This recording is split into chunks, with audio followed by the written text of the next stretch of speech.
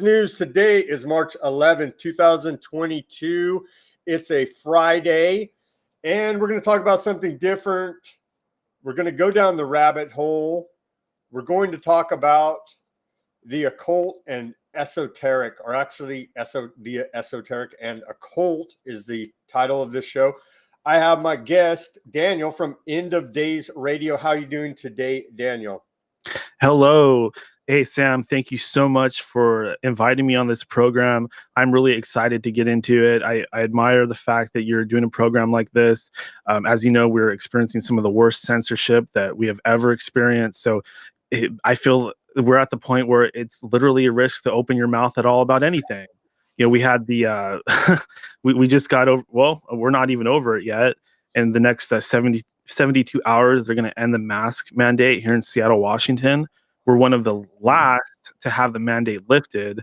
So I'm excited for it, but at the same time, I could not be, more stressed out just because of what's been happening out there in the world. So my heart goes out to everybody out there. Please do your best to keep your hopes up and experience some joy during these dark dystopian times. I'm never taking my mask off, Daniel. You look like a ninja. I like that look. Well, white Al-Qaeda actually is what. No, but that's good. I'm glad that you're up there in Seattle and they're taking the mask off. Actually, I was just at the grocery store, and I would say, I don't know. I want to be optimistic. Say 30% are still wearing the masks. About 70% not. I guess I haven't worn the mask or followed any of this nonsense since the beginning, because as people know that watch this show, I sleep with a COVID nurse. So, I mean, I could not live that life of being paranoid of COVID this whole time. I would go insane. So I had to get over it pretty fast. And actually, I think I got it. My whole family got it back in November of 2019, before we even really knew about it, because I haven't been sick since. And so, yeah, that's where I'm at with it. I have not complied with any of it. The only place that I had a problem was the bank kicked me out because I would not wear the mask in the bank. And I told the bank, you guys are asking me to wear a mask into a bank. I don't feel comfortable doing that, because I feel like maybe you're going to say I'm trying to rob this bank wearing this mask. And I said a year ago, if I would have wore the mask in the bank, you would have called the cops on me. So this is just very bizarre behavior, and I cannot go along with it. So I had them serve me at the walk-up window outside without making too much of a big scene about it. But I told them, my feelings about it. And I told them also that I have a medical exemption. Putting that mask on my face gives me anxiety, and it's wrong that they're trying to force me to do that. And so they agreed, I guess, and did give me service at the walk-up window. Have you had any crazy, bizarre experiences during this dystopic last 2 years that you want to share with us?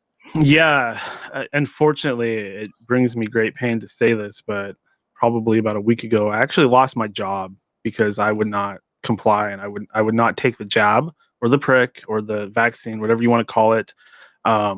Are we okay to talk about this topic on your show? Because I know we're banned off of YouTube, and this is probably streaming there, and it probably will get banned because my big channel, I got banned on that like a year and a half ago, and then now I'm on my second channel with like 5 subscribers on YouTube. So I don't care about YouTube; they'll ban me.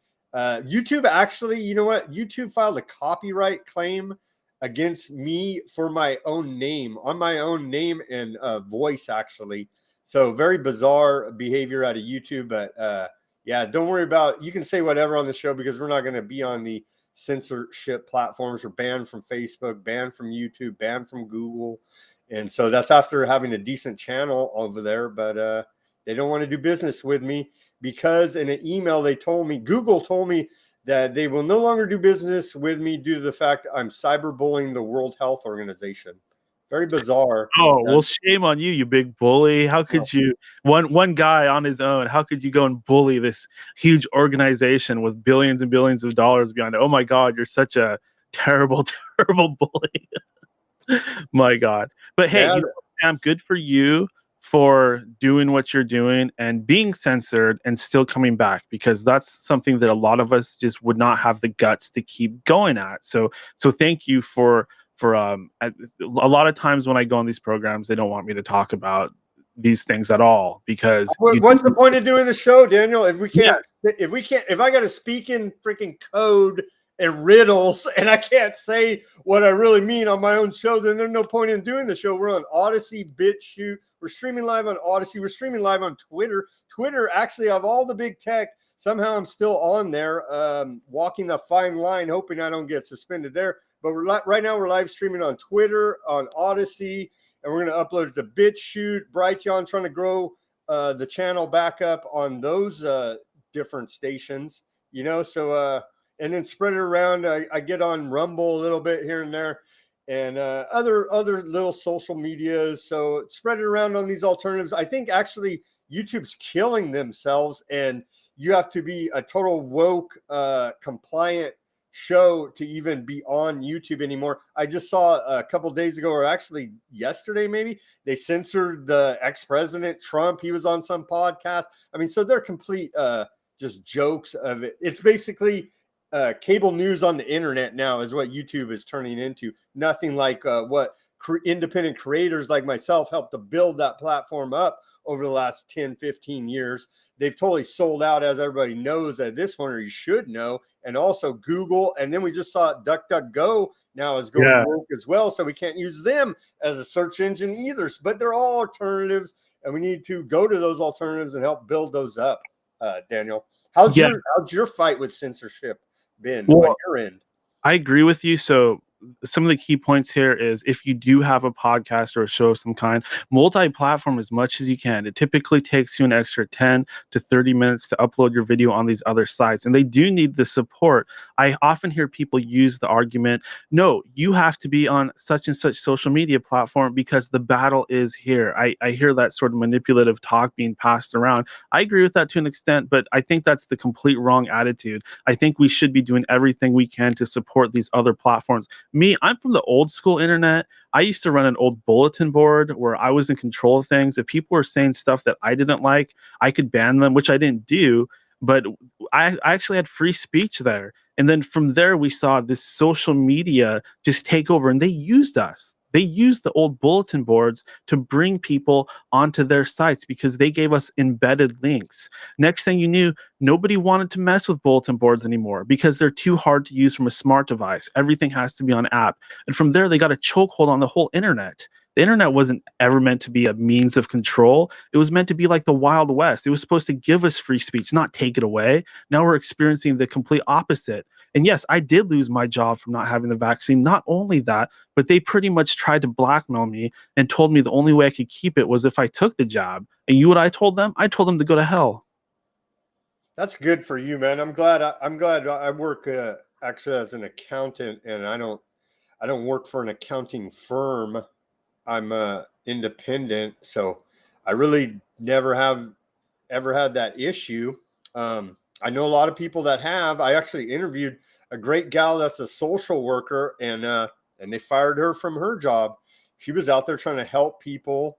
She was legitimately a good woman. She's a good woman, and they fired her for not taking the vaccine. I mean, it's insane over here in California. Some of these companies, and now we see them backing off of it. Do you mind mentioning the company? Do you want to talk about the company? Are you going to bring a lawsuit against this company? And what was the compliance like at that company? For the sake of people that work there and were pretty cool towards me, and for not wanting to screw things up in case I do end up bringing a lawsuit against the company, I'm going to refrain from mentioning them by name, but I can say that they're a very well-known company here in the Seattle area.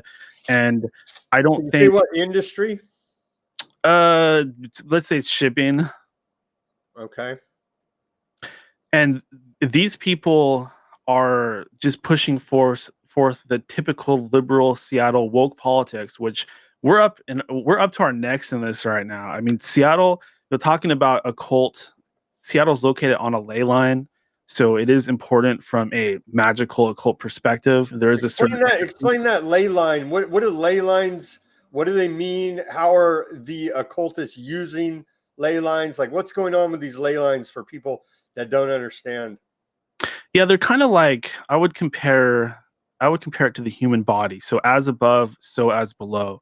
The same way that we have chakra or chi running through our bodies is the same way that the planet works. And there's certain spots that would be equivalent to like a chakra or an organ where the energy seems to flow a little bit better. And that's why you have this architecture being built in these amazing cities all around the world.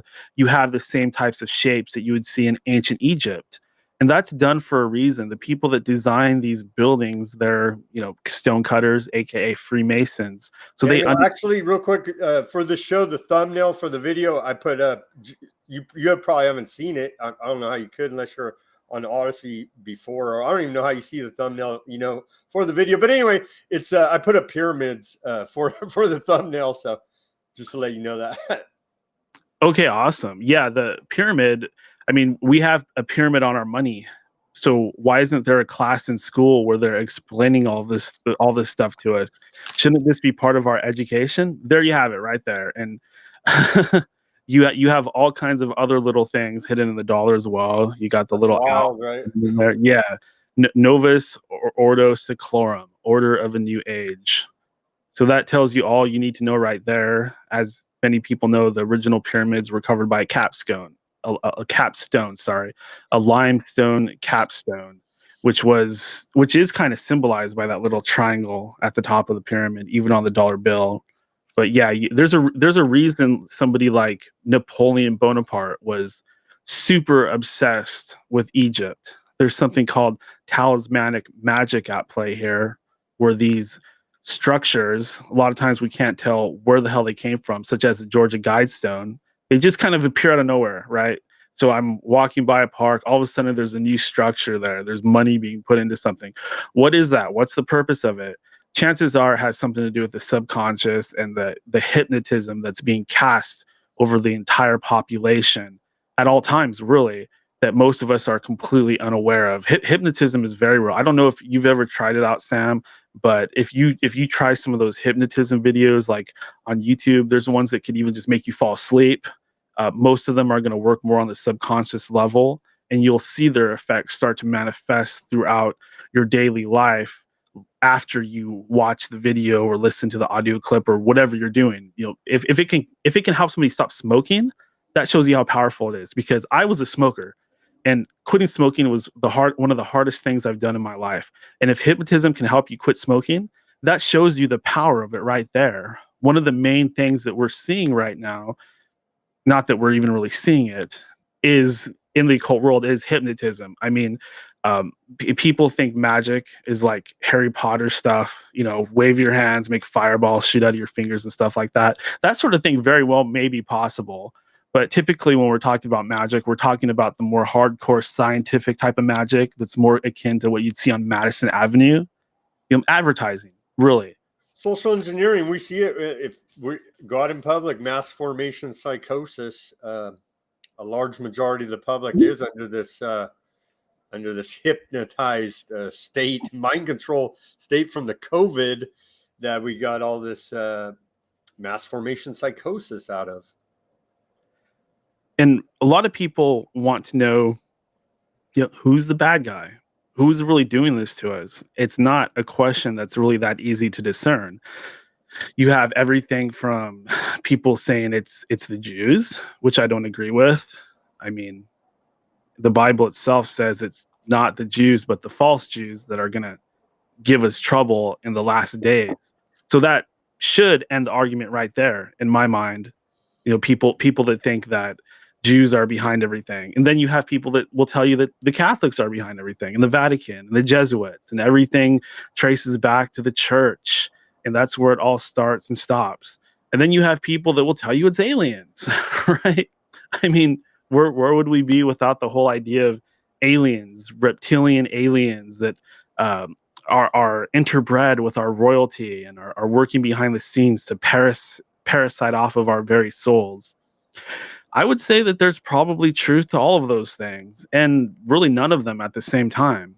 Because what you have what you have really behind the scenes. Isn't it a Babylon mystery religion that these secret society, dark occultists, that's what they're actually practicing in plain view for everyone to see? But the majority of the, at least American public, don't seem to see it right in front of our face right here. Yeah, and there's issues with that as well, because if you actually look at what was going on back then, Babylon wasn't really that bad. People have this idea of Babylon like they're sacrificing babies, they're having orgies and stuff like that. But in Babylon, there's something called the Law of Hammurabi. And the Law of Hammurabi has got to be the most strictest moral ethical code that anybody could imagine. So this stuff is most likely connected to Babylon in some way. But as far as that being the be and end all, the story of the Jews were enslaved in Babylon, and from there they became evil because they started studying the dark arts. That story doesn't really hold up in the grand scheme of things. So that's not really the answer either.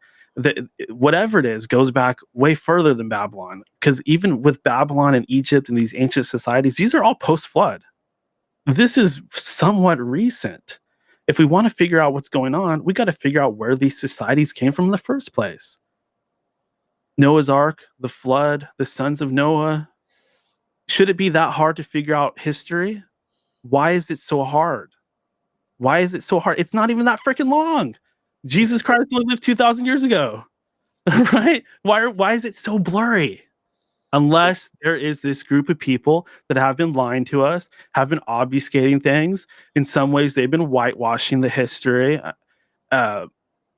It's not a racial issue, of course, but the fact of the matter is certain races have been oppressed. Typically, more darker skinned people have been oppressed. You had what happened to Mesoamerica and the rest of the Americas, and with the conquistadors. You have what's happening in Palestine right now, where again the dark-skinned people seem to be getting persecuted by something.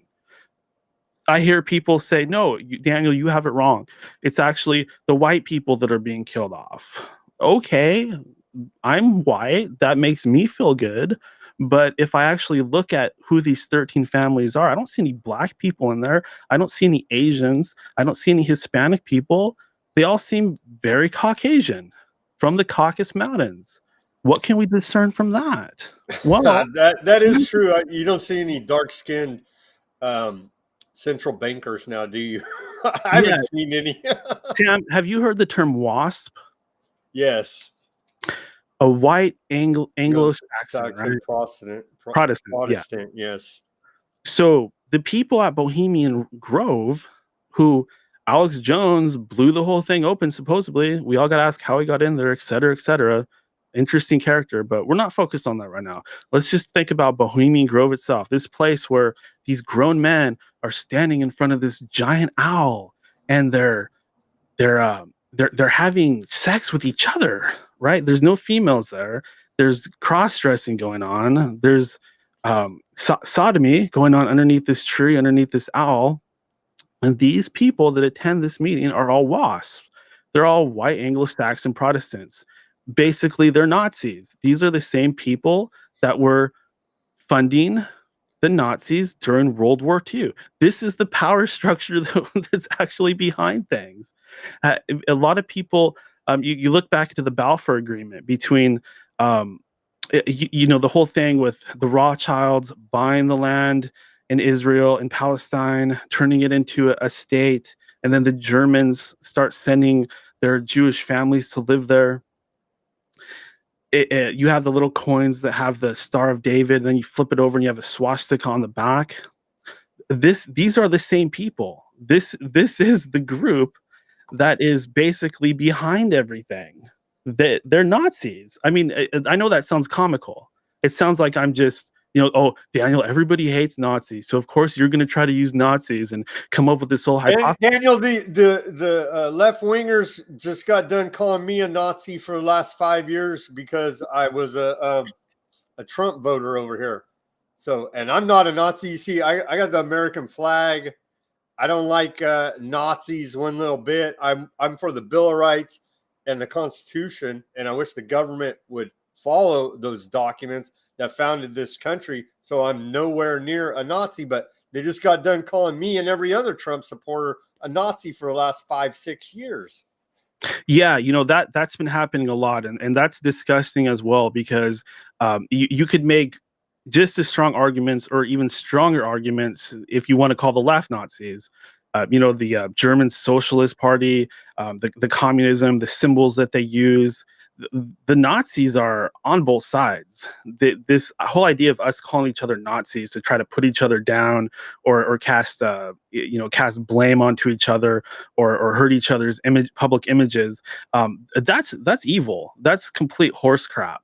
Some of these Pride Boy types that are out there that are connected to Aryans and neo-Nazi brotherhoods and stuff like that. That's a little bit different story. Maybe some of them are Nazis, but I'm definitely not. I've got an American flag on. I'm a patriot. I'm not a Proud Boy. I would never go out there with any gangs and beat people up. I'm against violence. Some of those clips are wild. Proud Boys fighting Antifa in the streets of Seattle.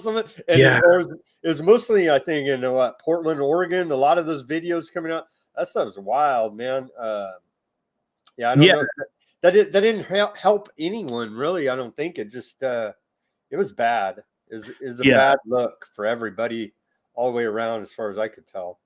But okay, let's look at the Capitol insurrection and what exactly happened there. J6. I think it was obviously provocateur event. I was looking at some of these color revolutions, Daniel, around the world that have been like Egypt, Ukraine, a bunch of other countries. And it had a similar look to a color revolution. I want to be honest there. Now, what happened there? Yeah. So not long before the whole insurrection happened, there was this huge movement to go from Twitter onto Parler, right? I remember that, yeah. I was super into Parler. I was like, come on, everybody. We got to get on Parler. We got to support the alternative. This is for us patriots. Come on, everybody come on to Parler. And they had this thing where you could get verified. I always wanted to be verified on Twitter, but the whole thing was if you took a camera photo of your driver's license, the front and the back of it, and hit send, then you would be automatically verified. I jumped on that right away. Next thing you know, people are supposedly getting together for a raid on the Capitol. In Trump himself, he's like, come on, everybody, let's go. And then right as they get to the end, it's like, no, stop, don't go in there. Stop, don't go in there. And then we have a lot of people that look like they're actors and stuff like that. To me, the whole thing was a giant honeypot, right? They control the left, they control the right, and they were able to make something happen that furthers their agenda. It was provocateur, no doubt. There was men in military uniforms. There are men in black military uniforms for sure. Yeah. I remember watching the video live of it, and I was like, this is insane right here, what they're doing. They're being provocateur, and the useful idiots went in there. Actually, a great patriot here, a guy named Ben Martin, who I had on the show before he fell out of society. Now, this whole thing, he was a QAnon guy, right? Following that QAnon. That thing ruined this guy's life. He actually went in the Capitol. That guy's facing like 20 years now, like 6 different federal charges. And I know the guy's a good guy, and I know he didn't have any nefarious intent. He wasn't trying to overthrow the government. He got caught up in the emotion of the whole thing, and the federal government's going to throw the book at this guy, and he's going to face some serious prison time, I believe, is what's going to happen to Ben Martin. It's a sad situation. Yeah, exactly. And that's precisely why on an individual basis, we got to steer clear of stuff like that. You better steer clear of any provocateur violence, or the federal government is definitely going to throw the book at you. Yeah. And what did we see happen? We saw mercenaries be brought into the United States for the first time. This is what the so-called conspiracy theorists have been warning us about for 30-40 years, them bringing foreign mercenaries onto U.S. soil. And the reason they're doing that is because the strongest fighting force in the world has got to be the United States Marine Corps. Nobody's going to get punked. I mean, nobody's going to punk those guys. That's how badass they are. And what happens when they refuse to follow orders? What happens when they decide to side with the American people for freedom, which any red-blooded American would do, regardless of race or gender or anything like that, they would all side with the American people. That's Well, why they give it if your commander gives you an illegal, unconstitutional order, it's not your duty to follow that order. Yeah, yeah, and that's just it. That's why they wanna bring the mercenaries in, and they've manipulated things. Do you remember when some of that stuff was going on, people were talking about their phones not working?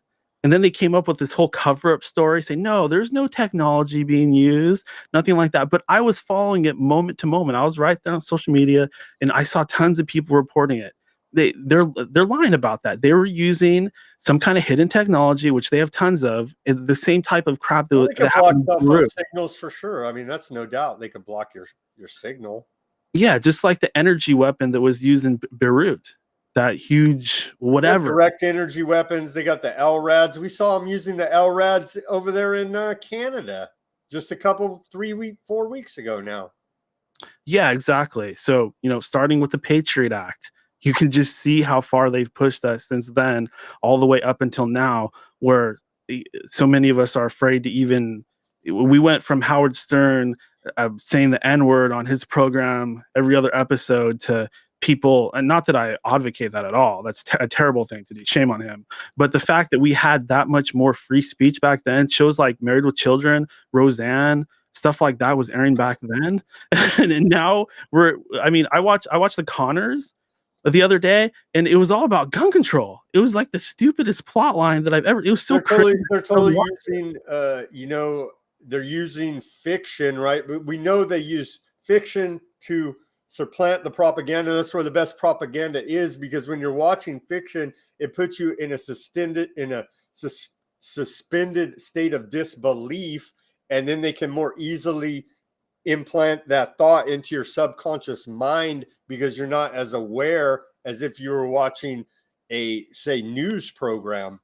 You're not as critical of the information you're getting, and that's the best propaganda is through fiction. Yeah, and anybody can do it. Just go watch Netflix. Look for people covering their eye. Well, Look there's for woke pyramids. agenda everywhere now. I mean, you can't even watch a show that doesn't have woke agenda in it. Sure, and pay attention to the background too, because you will see things. You will see pyramids. You'll see eyeballs. You'll see stuff like that left and right. The checker, or the chessboard, the Masonic chessboard. That's another one that you'll see left and right.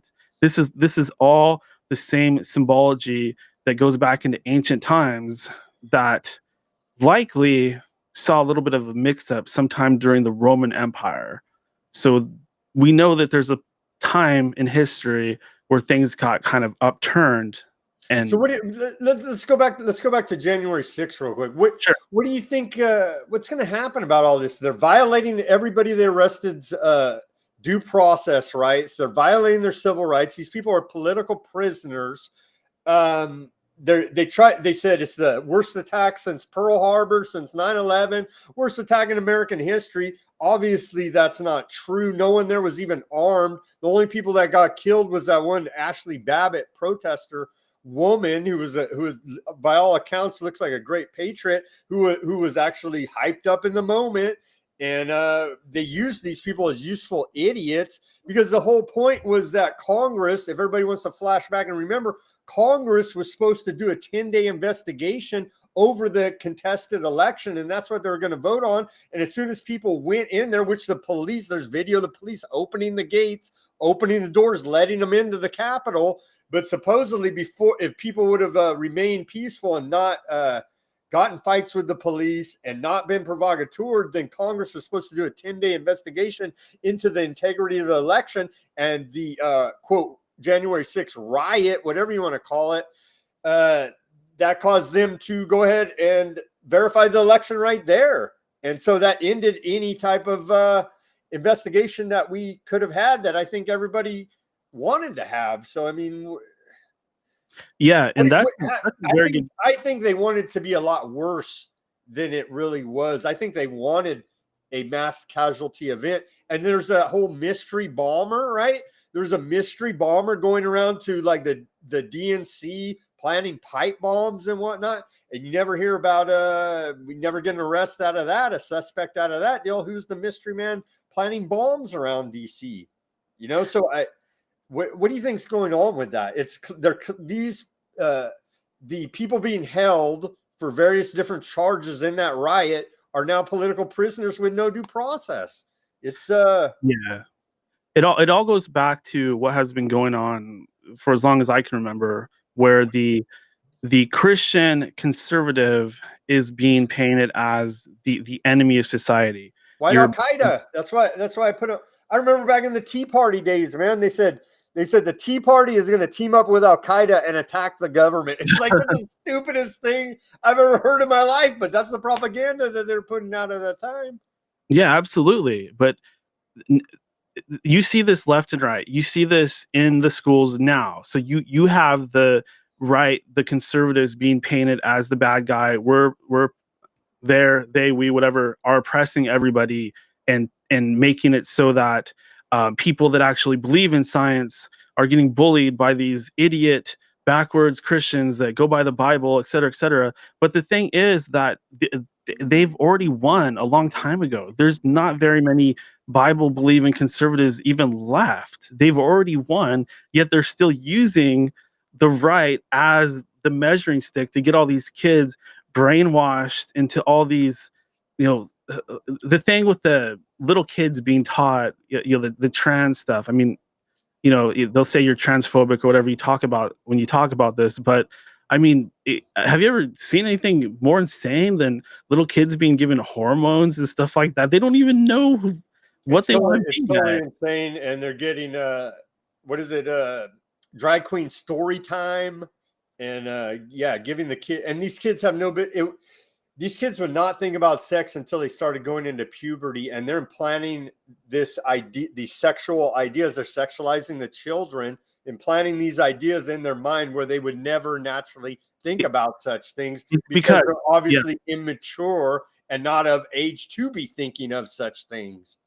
Yeah, it's because this is their plan. They want a surreality instead of a reality. surreality, right? They want a surreality. They want everything to be surreal. They want to create a magical matrix for us to live in where we just live by ourselves. We rent everything. There's no family anymore. We just jack into the virtual pods all day, and it's just 24/7 weird porn. That's what they want it to be. This weird pornography, weird sexual fetishes. That is literally their plan, is an occulted, magical surreality where everybody just has some weird fetish and we're all starting to get eyes like animals and ears like animals and getting horns and stuff like that. All that technology is already here. Remember when Dolly happened? You don't think they cloned any people since then? Of course they did. Half of these celebrities are either body doubles or clones, along with the 5 different Hillarys and the 6 different Saddams and the 70 different Joe Bidens. Have you ever seen that movie Boys from Brazil? No. That's where they talk about Nazi scientist Joseph Mengele escaped after the war and went to Argentina. And they show in that movie him doing a bunch of experiments. And there's this one scene, I need to find that scene and post it, where they go in there, a guy's investigating him, right? A Jew is investigating, he's a Nazi hunter, and he's and he has and another Jew knows about him. And anyway, they're trying to figure out, is this really the Nazi? And they're investigating it. And they go and talk to this scientist, and he does like a 2 or 3 minute, 4 minute scene breaking down the cloning. And some people I saw on the internet were saying that's them disclosing that technology actually exists and how it works. Boys from Brazil. Everybody should go watch that movie. It's very interesting. Yeah, I'm going to have to get into that. And thank you, Sam, for helping me prove my point, because you're exactly right. Why did the Nazis come over here? Why did they end up in South America? They were the enemy. They should have all been executed. Did you know the Mossad went to look for Mengele and they found him? They were looking right at him. They got word to leave him the hell alone. Why would they do that unless I'm correct and the Nazis are still in control of things and always have been? No, well, in that movie Boys from Brazil too, he was like talking to the investigator guy. He was like they like cast him as a conspiracy theorist to the establishment, right? They're like, nah, we don't want to hear about any Nazis anymore. We're over that. And he's like, no, they're here. The war criminals. I found them. And the establishment is like, nah, we don't want to hear about any of that. You know what I mean? And so it's like, there you go. Well, the Nazis had incredible weapons of destruction, and they were getting they were getting their weapons from witches, from German witches that were channeling Aryan aliens from Aldebaran, a planet called Aldebaran. I hope I'm pronouncing that right. But as far as the occult, I mean, most people at least know that the Nazis were steeped in it. They were looking for the Holy Grail, the Spear of Destiny. They were looking for an entrance into Hollow Earth. A lot of people think that they're still in Antarctica right now. And you have to ask the question, why have, forget flat Earth, why have all these different countries made an agreement to not go to Antarctica unless the rumors are true and there is some kind of world government hiding down there or some kind of breakaway civilization? It just makes no sense. Why would we get along with Russia on anything, especially staying away from a resource heavy continent like Antarctica? That's odd. It is odd. Antarctica, huh?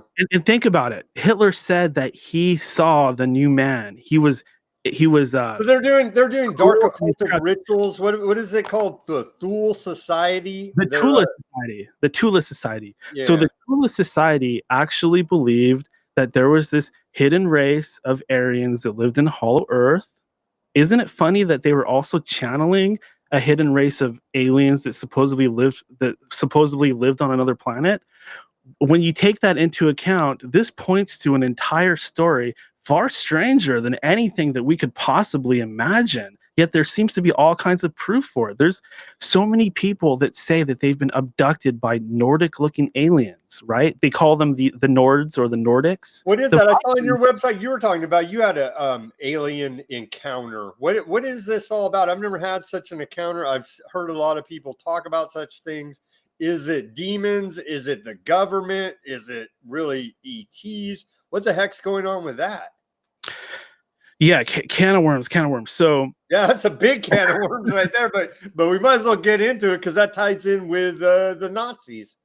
So there's a point where these alien UFO people out there that are into going to conventions, the Bigfoot. There's a guy here in locally out of Sanger, California, Paranormal Central, and he's constantly talking about Bigfoot. He's a Bigfoot hunter. Yeah. UFOs, aliens, and whatnot. The what's it called?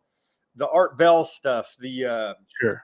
George Norrie stuff. What the heck's the show called? Coast to Coast. Coast to Coast AM. Stuff. Yeah, and that's a very interesting show, no doubt. Yeah, it is. It definitely is. It's not to say everything we hear on there is factual or credible, but it's a lot of fun in any case. And a lot of things we hear on there are indeed true. And we really got to look at some of this stuff like Bigfoot, for example. Well, Bigfoot's psychic. A lot of people don't realize that Bigfoot is actually highly psychic, and people that are in his presence can actually hear his thoughts, and he communicates in their spoken language. It's more than just a missing link or some hairy hominid or something like that. This falls in line with the occult world. I was about to say there's a point where the alien UFO junk and the occult world actually overlap. A lot of people do believe that there are no aliens, right? It's all demons, right? It's all government. It's government technology. The flying saucers, the UFOs, unidentified flying objects are actually secret government technology. That's what a lot of people believe. And then you have the fact that the Nazis, again, were working on a UFO. Tesla himself had a design for a UFO. It's perfectly usable technology using static electricity and friction to create levitation and movement, and to actually create a field that is separate from outside the field. So if you can create this field using static electricity, you can do the crazy things that UFOs do, where they fly really quick and then they change direction on a dime and fly the other way. That's all the same technology that we're looking at, where we're spinning certain types of mercury and fluids like that to create this type of anti-magnetic field that works with the planet's field to actually create levitation. And it's not really that complicated. If a dummy like me can understand it, then anybody can. It's just that they don't want us to know these things because other countries will start building UFOs. Private industry will start building UFOs. The technology that we're actually given is just really Stone Age compared to what's actually out there. And we see it, we see it in the 90s. I think it's known that we're like 40, 50 years behind what technology they actually have. Like we have who would have thought these cell phones right here are like supercomputers, right? This Apple cell phone compared to 20 years ago, this is a supercomputer right here now that I hold in my hand. Yeah, the apple with the bite taken out. That's very esoteric right there. Right? Exactly. That's not all. You have Siri. What's Siri backwards? It's Iris. Who created Siri? Well, it's DARPA. You want to carry something in your pocket that was created by DARPA that has a camera on it facing both directions, that can read your micro expressions, that has a very powerful microphone on it that can hear you jerking off in the other room. Why the hell did you want to carry that thing around with you? It has a GPS on it. It's literally monitoring everything that you do for the purpose of what the Patriot Act was designed for. It's a government tracker for sure. And then people say, well, don't take the microchip. And it's like, well, yeah, if you're carrying one of these around, you got the government tracker right there with you. They don't need the microchip. Exactly. And if you piss them off, they've done this to me. They will use that phone to terrorize you and embarrass you and humiliate you. You'll get gang stalked. And that's something that's happened to a lot of us. We start getting gang stalked by some weird artificial intelligence that acts like some kind of crazy maniacal demon that just screws with us. And then one day it's gone. Or we die. One or the other. That might be what Q is. Q might be an AI or an artificial intelligence of some type. It may be. A lot of people still follow that Q. I don't think they posted much. You would think that after a lot of their predictions did not come true, that people would get the hint. But I still know a lot of people that try to follow that type of stuff. And it's still out there.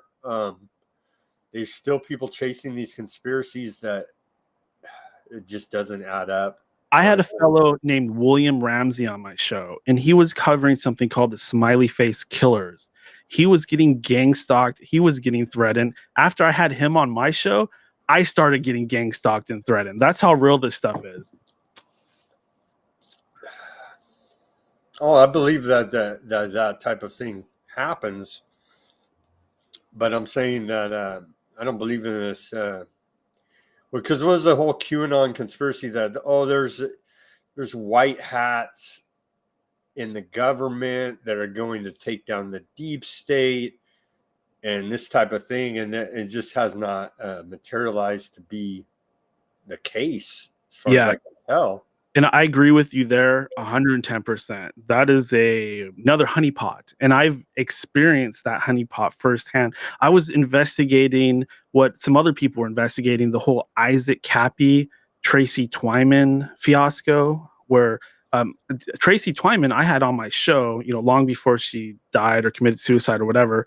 And then you suddenly see this whole thing happening on social media. People are talking about it. They're both dead all of a sudden. They were going to these trailer parks or whatever, and they were hunting these pedophiles, and they tried to contact the FBI. The FBI told them, we can't do anything for you. And then the gang stalking started, and Tracy started getting these threats. And next thing you know, she hangs herself, and then Isaac Cappy jumps off of a bridge and he's dead. Well, I was looking into this stuff, and I was kind of tweeting about it and making reference on social media as I was going along. And then I started to get contacted by some of these like agents or whatever. And at that point, I just backed off of it because I could see what was going on. The QAnon and some of these other little subgroups, they are indeed completely controlled honeypots, and they're finding out who the dissenters are so that they can find out who to put on a list somewhere so they can figure out how to torture and mind screw in the future. But they already knew you were a dissenter because you're doing a show about alternative ideas, right? So they already know I'm a dissenter because I've been doing a show. I'm going to put this on Access Television, so it's no secret that I'm a dissenter over here. They don't need to do any investigation to figure it out. Yeah. And this goes back to the 90s. I remember when I was a kid watching Dateline and 48 Hours, and they're talking about Project Echelon, where every phone call gets recorded, or someone's at least listening.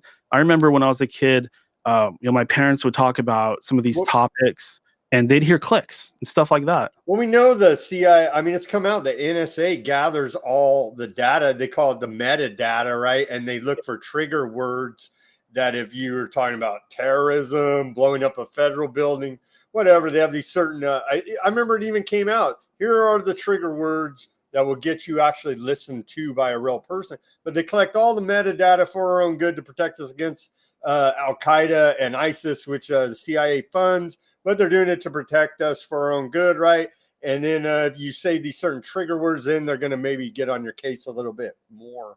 I mean, that's been admitted, I'm pretty sure. Yeah, But, I mean, wasn't it Clapper admitted that that they're collecting metadata on everybody.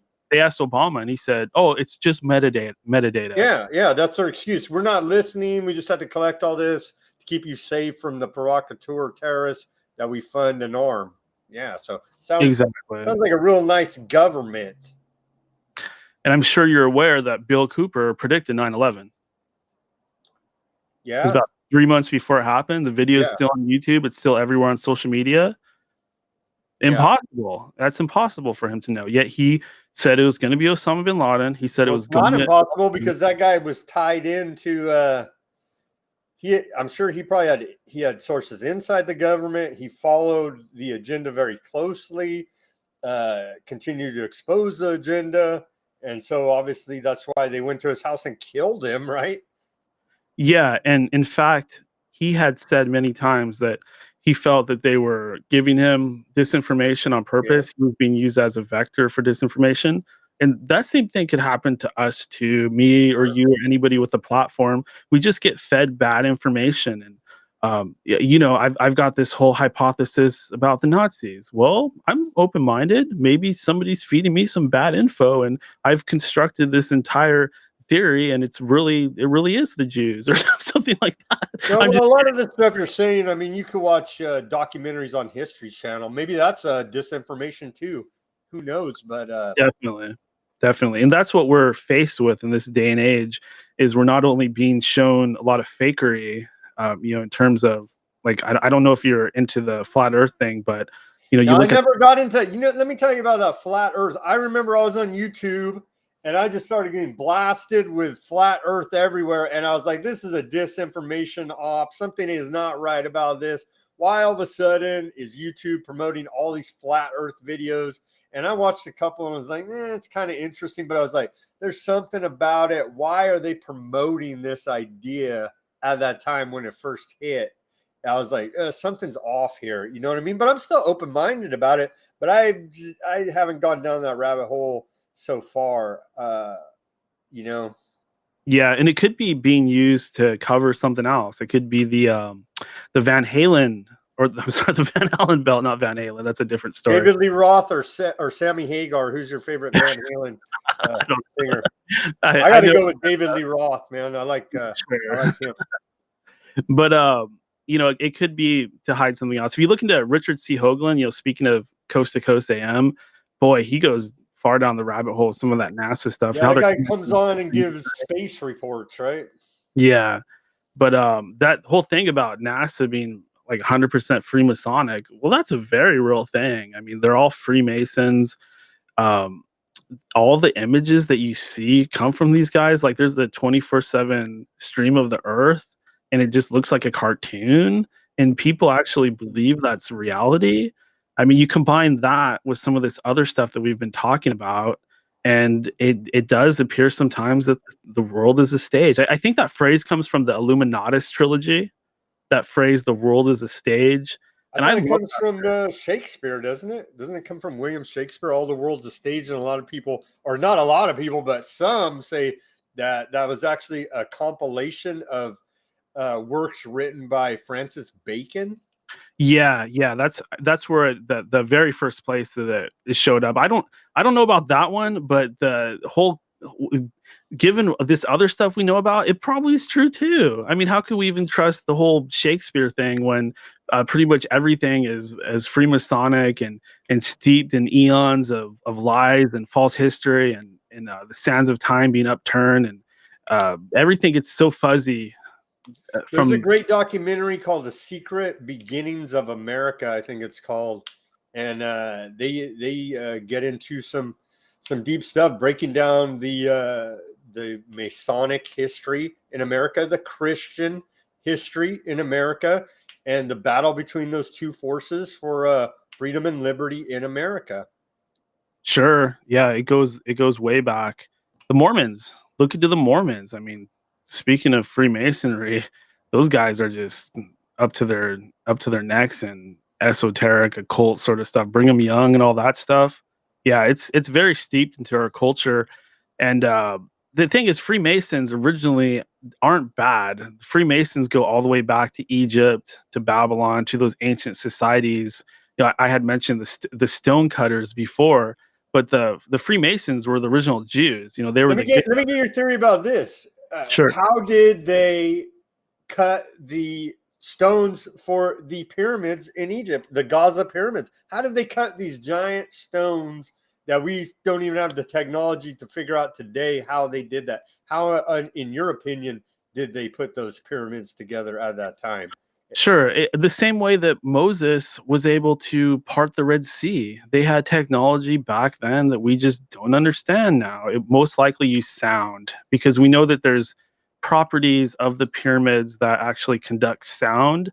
So we have a relatively good idea that sound, when conducted properly, it can be used to levitate things. There's something called the Hutchinson effect that was a coined term by, I think his name's John Hutchinson. He was working with David Sarita and some other known people, and he was actually using radio waves to levitate objects. And that technology really has not been duplicated by our private sector or by the military, yet it's a very well documented thing. So it's probably or it has, but they're just not publicly promoting such technology.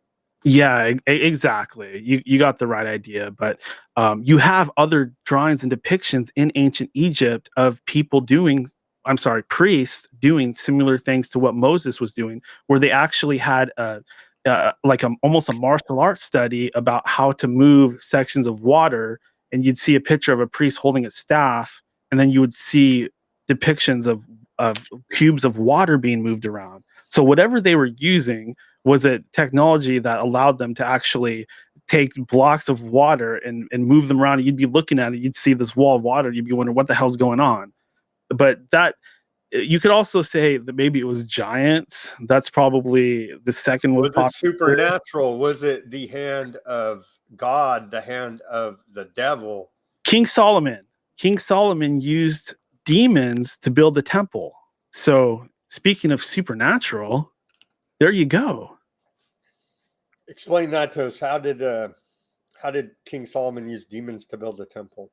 Sure. So if you get into demonology and if you get into the occult, eventually you're going to come across Solomon. Solomon, son of King David, he was made in God's image, but by the end of his journey through life, he became something else. He became a practicer of black magic, and he became a sorcerer, and he started to worship strange gods from strange lands.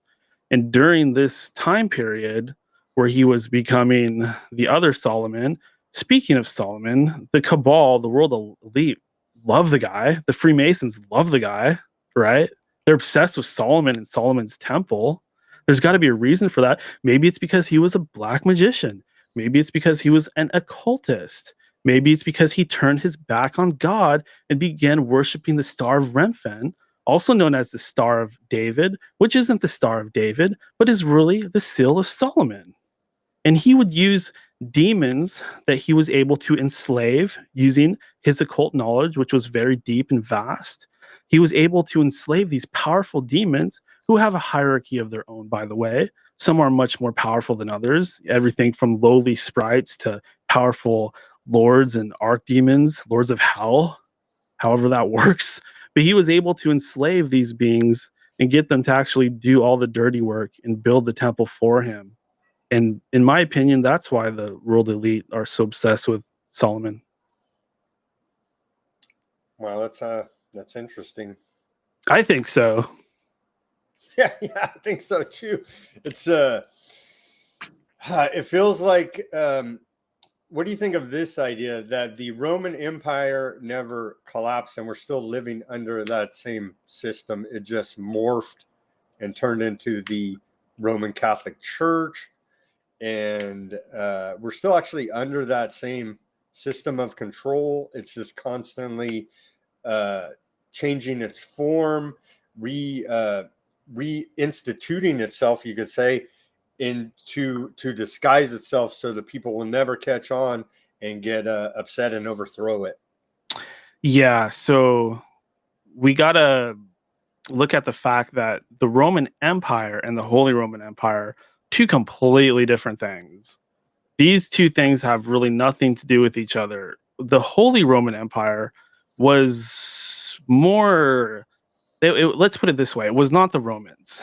The Romans fell. They were defeated. They got their butts kicked. Rome was sacked many, many times. We have this idea of Rome. Oh, they're so powerful. They're the legions, the battle tactics. They conquered the world. Italy, it's shaped like a boot. They smashed the rest of the world. But if you actually look at the history, Rome was getting its ass kicked about half the time, at least.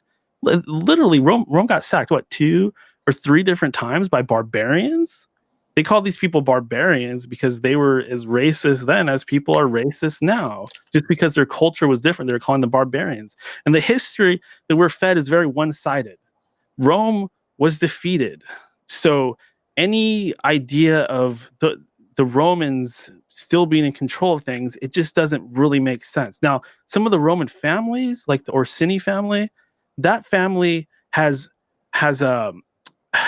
Julio-Claudian origins. So the Orsini family are literally the descendants of I Claudius. So there's probably some truth to what you just said. There's probably some truth. But if we look at the actual politics, maybe not the families or the people or the bloodlines, but I'm saying the system. Yes, the eagle, the same eagle we see today, the eagle that we saw in Germany. Something going on there. And I wish that I had... The eagle and the snake, right? The eagle and the snake. The eagle and the snake, absolutely. Enemies for life, the eagle and the snake. One other interesting fact is that Julius Caesar was a priest of Jupiter. He was not just an emperor. He was a priest emperor.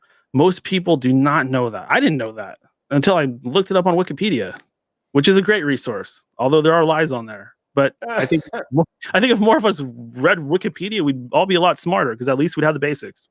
I don't know. When I was in college, they said you can never use Wikipedia as a source in any of your papers. They said you will not be credited with using Wikipedia as a source. It's not a credible source, according to Fresno State University over here in California.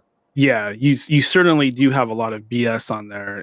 A lot of times they'll label things conspiracy theories that are actual history and stuff like that.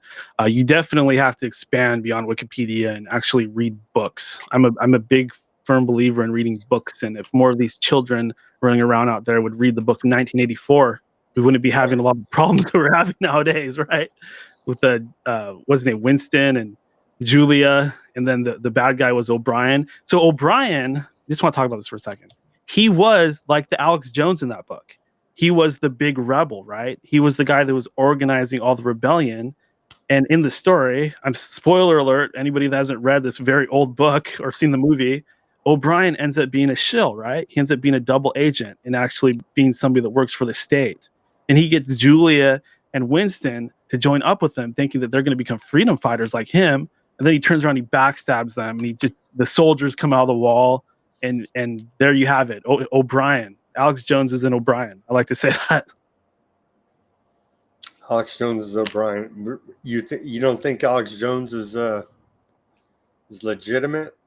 No. Oh no. You could deep dive Alex Jones and his family. I believe both his father and mother are CIA, or one of the two. I deep dived on him some years ago, so I forgot most of it. But basically, after I found certain information, I was just like, okay, this is concluded. I no longer am even wondering about any of this. There's just such obvious signs there. Like even this lawsuit coming against him, and these different things going on. It's like the same thing they're doing with Joe Rogan. It's like they create these scenarios, and in the end they win, and we have less freedom of speech. That's basically how that works. I mean, but he has woken up more people than probably anyone. yes, in fact, I would say that I got started with Alex Jones. I mean, I grew up in kind of a paranormal world, but how I learned about the like government stuff and the NWO sort of Illuminati stuff, that started with Alex Jones. I mean, he was like the main guy, but with him, your knowledge is capped. I mean, he's not going to get into the deep stuff. He's not going to get into much esoteric sort of studies. He's not going to talk about aliens. He's going to say, "Oh, we only talk about what we can prove here." But what if there are aliens involved? What if there's demons involved? What if there's sorcery afoot? Should we not learn the things that the cabal themselves are obsessed with? I mean, if they're obsessed with all these symbols and they're obsessed with Baal, should we not learn about Baal Hadad? Should we not learn about this archway that they tried to build in New York City dedicated to Baal, who has a whole witch celebration holiday about him called Beltane, which these people are obsessed with? Why wouldn't Alex Jones teach us about these things when they're so prevalent? It makes no sense. Yeah, I don't know. It's well, I woke up first by reading a David Icke book, right? I read a few David Icke books, and then I got on the internet and started searching around, and of course I found Alex Jones, found David Icke, and then of course you can, but I'm just saying, why put this guy out there that's going to get people to start down that path of enlightenment and waking up to a wider world of sports rather than what we're fed through our mainstream corporate media? Sure, it's controlled opposition. So Y2K, Alex Jones was all about Y2K. We got to get ready for Y2K. Y2K is coming. And what did Y2K amount to? Maybe he really believed it and got it wrong. I mean, they play this game where they put this date in the future, right? And when we move along, QAnon did as well. Yes, good point. So when we reach that point and it doesn't happen, what happens? We all lose our faith in the entire thing, right? Let's say I could tell you, oh, World War III is going to break out in 2025. If that doesn't actually happen, I'm going to look like the biggest fraud that ever existed. A lot of people will just get out of conspiracy in general because I told them something was going to happen, and I look like a dumbass now. That's one of the reasons I don't put predictions out there, which some people do. That whole prediction game is popular, but you're going to destroy any credibility that you have. This is the game that they play. They put the dates out there. They constantly make it. My show is called End of Days Radio. And this is the game that they play. They constantly make it look like we're on the brink of destruction. And then, whoa, now the mandates are being lifted. The pandemic's coming to an end. What? I thought it was end times. I thought it was the time of revelations. Well, maybe it is. Maybe we're close to it.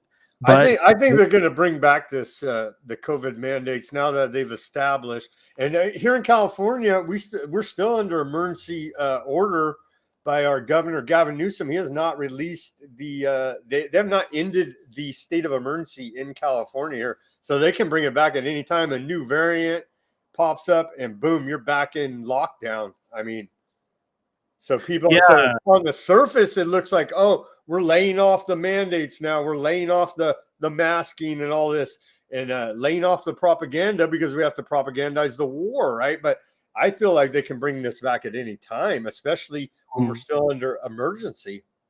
Well, Sam, let me ask you a question. So doesn't it seem weird to you that they started ending this stuff and people were like freaking out around this 222 date, and right the day after the 22222 date, all of a sudden the war is announced? Like maybe they had some intel that Russia was going to do something, that maybe Putin wanted to expose certain things. Not that I trust Putin. He's part of this system too. I'm not that naive.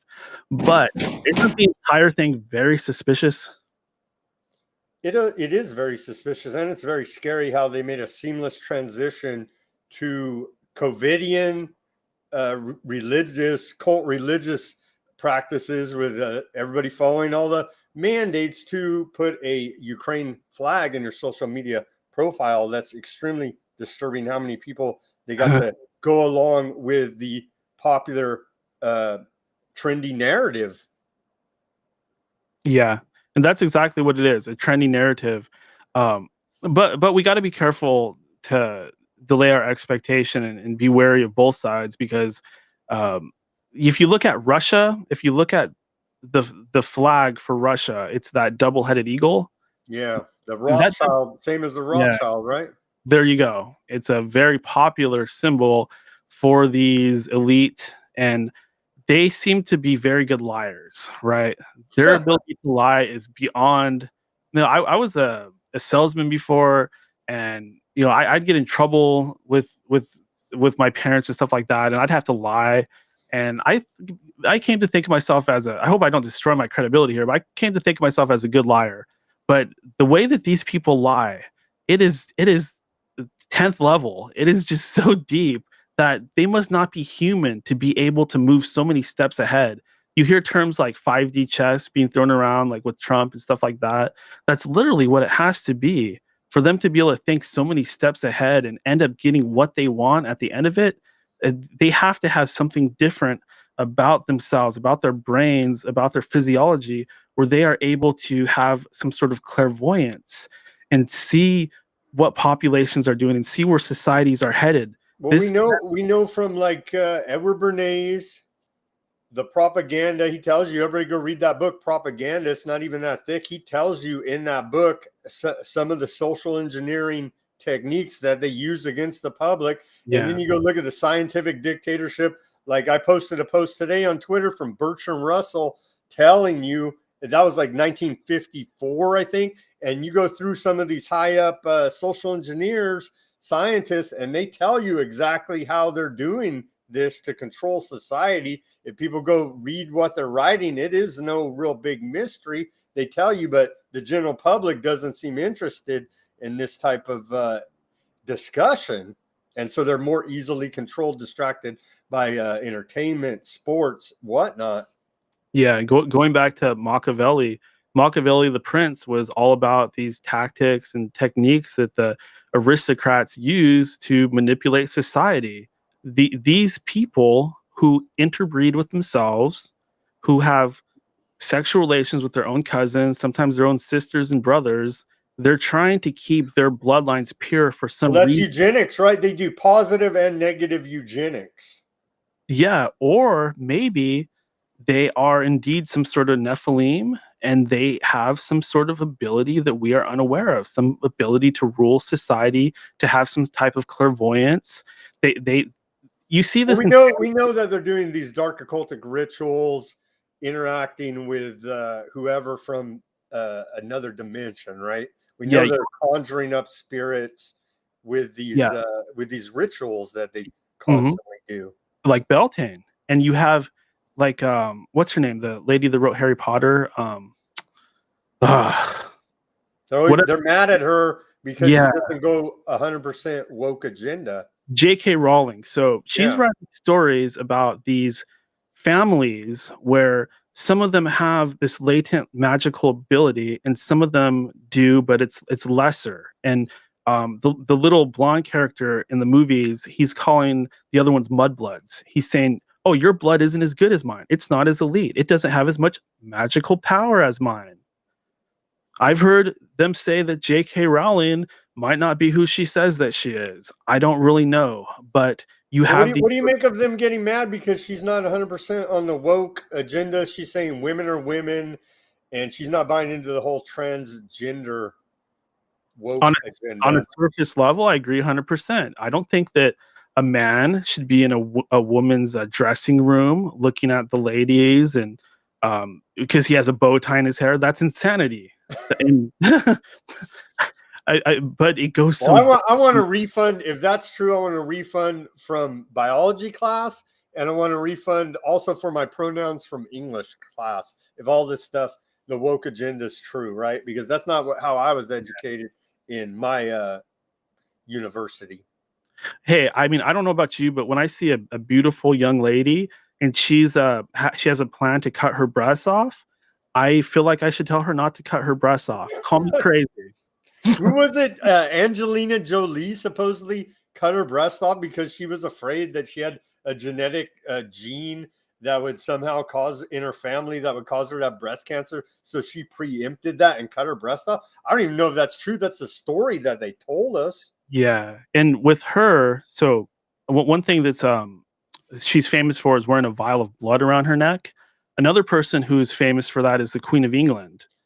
And It's what about Al Gore too? It came out that he flies around with a refrigerator full of blood. I didn't Bizarre. know that. That's interesting. Yeah, I forget. That was like came out in regular media, probably like Washington Post or something. I forget. It was years ago. But that speaks to the fact that the adrenochrome, right? Yeah, Are thank these you. people drinking tortured children's blood, adrenochrome? And I pulled up the scientific breakdown of adrenochrome. I know it's real because I saw the scientific paper and then I couldn't find it anymore. Once, strangely enough, maybe I can find it again, but adrenochrome definitely is real. And they say that little known fact that epinephrine, the EpiPens, right, that you inject yourself if you have this allergic reaction, anaphylactic shock. Once that expires, it becomes adrenochrome. It oxidizes and becomes adrenochrome. Your EpiPen once it expires. Little known fact. Yeah, and thank you for bringing that up because this adrenochrome thing is huge. Like you mentioned that you had got into this stuff because of David Icke, and he's Yeah. 100% right about most of what he says. Like a lot of the things I believe just right in line, and purely because it's the truth. So, but one thing we got to know though is that adrenochrome is not the only chemical inside of blood that can get you high. There's all kinds of stuff going on in blood. Basically, if you drink blood, you're going to experience a lot of the same emotions that the person did previous to dying. That's why they, as you know, that's why they try to scare the crap out of them before they kill them and before they extract the blood. This goes back to ancient times. In some of these societies that were far more savage than the Vikings, these people would kill each other and they'd chop each other's heads off, and on the battlefield they'd grab the decapitated head and lift it over their mouths and just drink the blood right out of the decapitated head. That's wild, savage stuff. Yeah. These are the types of societies like the Scythians that lived back then, or the Picts. These people were, what you think of the Vikings, these were the Vikings. These were the most savage people that ever lived on the planet. And they practiced a form of vampirism where they would drink the blood of their enemies to make themselves more savage and violent on the battlefield. Because think about it, you're sucking in all that adrenaline, right? All that adrenochrome when you're drinking the dude that you just killed, you're drinking his blood, you're getting his adrenaline. Now you're really going to go ape shit. Talk about berserker. These are the real berserkers. Yeah. And this culture of blood drinking, Sam, this goes all the way back to Atlantean times. There's pictures from the Mayan civilization of lords cutting themselves with vines, and then somebody will be down there like drinking the blood. They had a way, they would do rituals with blood for several reasons. If you want to look into more of the foo occult side of things, well, one thing it does, just like a master vampire, it puts you in connection with the person whose blood you're drinking. So if you drink his blood, from that point onward, you would have kind of a psychic connection with him.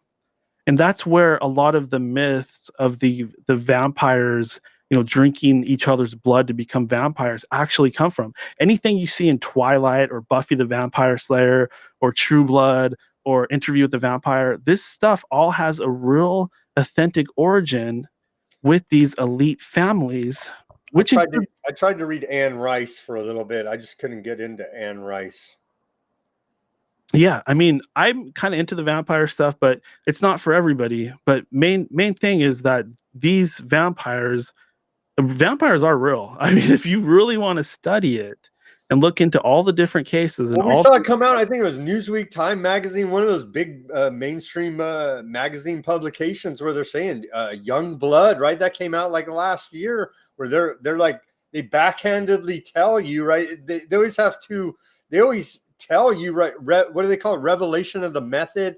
They always have to tell you the incredible things that are happening to normalize it, to get us to accept it, because we're not there yet, but they're trying to get us there. Like with the whole pedophilia, transgenderism, they're trying to normalize child molestation now as one example of this extreme satanic agenda that they're carrying out right in front of everybody's face with their whole Yeah.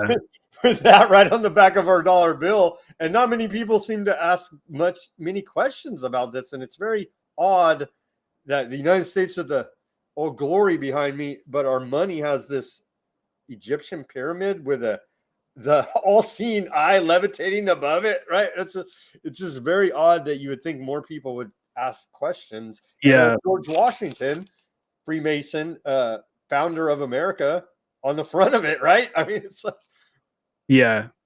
And the reason they go for the children is because children, I was mentioning earlier that there's more in blood than just adrenochrome. There's also stem cells. This is where the starfire yeah. culture comes from. Drinking the menstrual blood, I'm sorry if I make anybody puke because of this, but by drinking the menstrual blood, you're actually drinking in the stem cells that would have been used to create a fetus, right?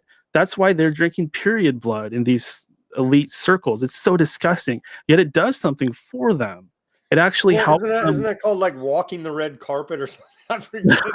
There's all these freaky sex terms for all this perverted behavior. Having a peanut butter and jelly sandwich. I'm sorry, this is disgusting.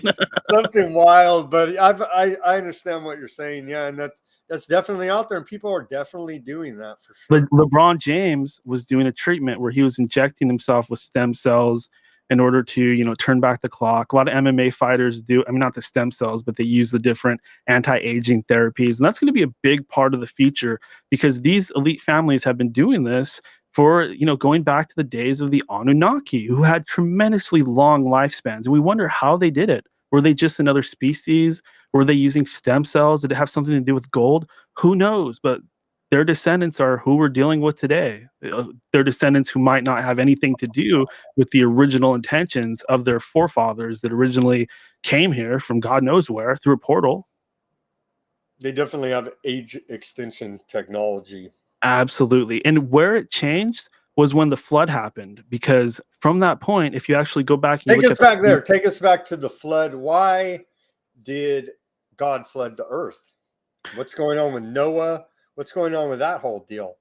Well, basically, you were seeing the same practices that you are seeing nowadays. You were seeing the Nephilim, the progeny of these gods, so to speak, the giants. They were going around and doing dark ritual. They were drinking blood. They were eating human flesh. They were getting into pedophilia and all that different sexual perversion, which does help create, the magics and energies they use for these spells and things like that. They would work with demons back then, just like these same Nephilim descendants do nowadays. But one thing that we got to look at is the Sumerian kings list. After the flood, the lifespan of all the kings that they have listed goes from being 30,000 years into 15,000 years into 5,000 years. And then after the flood, it's like, okay, you got a few early guys that lived to be a few hundred years. But from that point, it's just like a normal human lifespan. What happened? Did they start smoking cigarettes? Like, what's going on there? Obviously, these gods decided that maybe we were living too long, or maybe they took those secrets away from us, those life extension secrets using the blood or the stem cells. I don't really know, but you get the right idea. Something very weird was going on back then, and it has to do with our entire vampire mythology. Dracula, huh? Yeah, Dracula means son of the dragon. And that's what these people call themselves. They call themselves dragons. It says in the book of Revelations, in the last days, they will worship the dragon. Seems to be what's going on in the background. Worship of the dragon. And that's Satan. Satan or something older than Satan. Satan, yes. Satan, no. If you actually study Satan, we were going to talk about Satanism. What really is that? You have the stuff that was invented by Anton LaVey, that I was getting into a little bit, and that's just like atheism. Is that like Hollywood Satan? Like, is it was it Aleister Crowley? Do what thou wilt? That would be what I would call the real Satanism, or maybe Luciferianism is what people would call it. These are the people that actually believe in Satan and believe in the gods and worship them and work with them versus the heavy metal gothic kids that walk around that have a different type of Satanism, where it's And basically that's like more atheism. Hollywood, like glam, Mhm. not actual. They're not actually doing the hardcore rituals. Yeah, and Crowley, he had the stuff that he would release to the public, and then he'd have the really hardcore stuff that he would kind of keep to himself. Wasn't Something it? Didn't he say he channeled that they always you seen that being, I forget the name of yeah, it, that weird looking alien type creature that he drew pictures of and said that's who he's channeling, that's giving him direction. yeah, exactly. I forget what that thing's name was. I think it was Lamb, Lam, and it Yeah, basically yeah, that looked like sounds a gray familiar. alien. Yeah. Um, in my opinion, there are more beings and entities out there than we could ever imagine. I made the mistake in the past of saying, "Oh, it's all the Anunnaki or it's the reptilians." It's been my experience that things are more complicated than that. There's other types of aliens out there. There's other types of spirits. Demons and aliens don't necessarily have to be the same thing. They can both exist simultaneously. It doesn't have to be either or. That's what we really got to get past. We got to get past the binary thinking where we think it's got to be this or it's got to be that. No, maybe it's just so complicated. You got everything. You got ghouls, you got werewolves, you got witches, you got druids, you got elves, you got the Loch Ness monster, you have dragons. What do they talk about when you take that DMT, the clockwork elves, right? They talk Yeah, about you see elves. that. I've Yeah, never done DMT, so I don't know, but that's what some people report. yeah, and you got to ask yourself, what's going on when we're having these experiences? Are we looking into another realm? Are we seeing some sort of parallel reality? What's on the other side of the mirror? Mirrors are often described as portals, as are certain stones and lakes and rivers and actual portals that they build. There's that whole rumor that they were going into Iraq looking for a portal. There's those emails from Hillary that talk about the Tomb of Gilgamesh. You have the movie Stargate, Yeah, which yeah, I was has just the gonna say that Stargate the in film it. Stargate, yeah, and they did the TV show too, Stargate. And if you look around at symbology around you in your life, and if you ever notice like a circle with like a little pyramid underneath it, like it looks kind of like a keyhole, that's actually the symbol that represents the ancient portals from ancient times. So they did indeed have stargates, and that's how these so-called aliens were able to move from our plane on and off our plane to wherever they're going, Nibiru or the parallel world or the mirror universe or whatever they came from. And these same sort of portals are also associated with witches and vampires once again, and the various mystical creatures that live in other realms, like the land of the fairies, the land of Fae, Elfame, places like this. Alice goes through the looking glass. All these things are very related. The truth is in our mythology. Dinosaur bones, like what's going on there? We kind of have Yeah, this big idea. what's going on with dinosaur bones? Obviously, oil is not fossil fuel. It's not dinosaur bones, or else we would have ran out by now, it seems. Yeah, so dinosaurs did exist. That's a popular thing. Kind of like flat Earth. You were mentioning how it seemed like disinfo to you right away, like something was telling you, this doesn't quite sound right either. I had the same feeling towards dinosaurs because I was into dinosaurs as a kid. I know they found full dinosaur skulls. You're not going to come at me and tell me dinosaurs did not exist because I know that they did. I know what they've actually found. But when you actually construct what the dinosaur looks like, it's a T-Rex probably didn't look like that. It probably didn't have tiny little arms. Those arms were big as hell to me. Like they literally took leg bones off of some other creature and attached them to the T-Rex. I don't believe that we've ever found a complete T-Rex skeleton with those arms attached. Correct me if I'm wrong, people out there, but from what I understand, we mostly just find their skulls. And we do have complete dinosaurs, but like let's look at a pterodon, right? A pterodactyl. Let's look at a pterodactyl and what its skeleton looks like. Compare a pterodactyl skeleton to a bird skeleton from nowadays. It practically looks the same. So how do we know that that pterodactyl wasn't just a giant bird? That's what we're looking at. That's what we're dealing with. We're dealing with things that look like they couldn't even have sex with each other, right? That's another popular thing that gets thrown around. How are these animals going to mount each other? How are they going to have intercourse? There's so many things that don't add up about the way that they're built. There probably were dinosaurs, but they probably looked far different than what we imagined. Let's put it that way.